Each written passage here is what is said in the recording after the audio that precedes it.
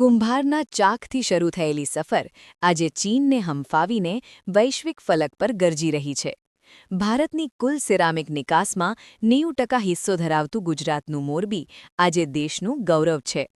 પણ પ્રશ્ન એ થાય કે આટલો વિશાળ ઉદ્યોગ મોરબીમાં જ કેમ ફૂલ્યો ફાલ્યો? કયા નવા સંશોધનોએ આ શહેરને વર્લ્ડ ક્લાસ બનાવ્યો? વર્ષ 2024-25માં 15,000 કરોડ રૂપિયાની માતબ્બર નિકાસ અને લાખો પરિવારોની રોજગારી પાછળની અસલી કહાની. ચાલો જાણીએ મોરબીની આ અદ્ભુત ઉદ્યોગ ગાથા.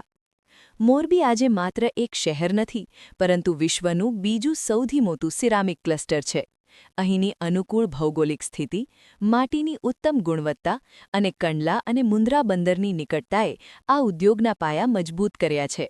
વર્ષ 2024-25 દરમિયાન મોરબીએ અમેરિકા, ફ્રાન્સ અને જર્મની જેવા વિકસિત દેશોમાં અંદાજે 15,000 કરોડ રૂપિયાની પ્રોડક્ટ્સ નિકાસ કરી વૈશ્વિક બજારમાં ભારતનું વર્ચસ્વ સાબિત કર્યું છે.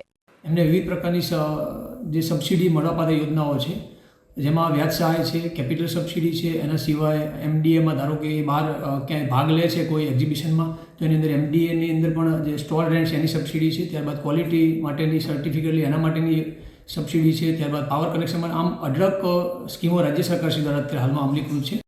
આ સફળતાના મૂળમાં આધુનિક સંશોધનો રહેલા છે.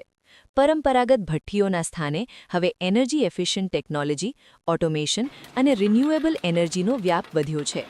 સરકારના સિરામિક પાર્કના વિઝન અને આર્થિક પ્રોત્સાહનને કારણે આજે અહીંના 1200થી વધુ એકમો વાર્ષિક 60 લાખ ટન ઉત્પાદન કરી રહ્યા છે. આ આધુનિકીકરણના પ્રતાપે જ મોરબી આજે ગુણવત્તા અને કિંમત એમ બંને મોરચે ચીનને સીધી ટક્કર આપી રહ્યું છે.